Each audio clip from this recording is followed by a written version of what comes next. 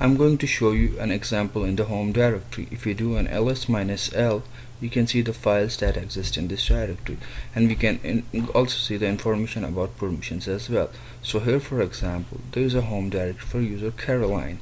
This home directory has an owner, which is the user Caroline, and it also has a group owner, which is the group Caroline.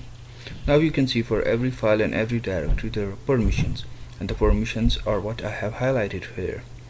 So the permissions are specified in groups of 3.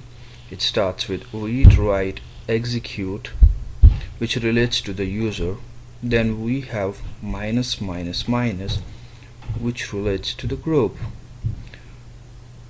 And then we have more 3 times minus, which relates to the other. That's all you need to understand about owners and groups right now.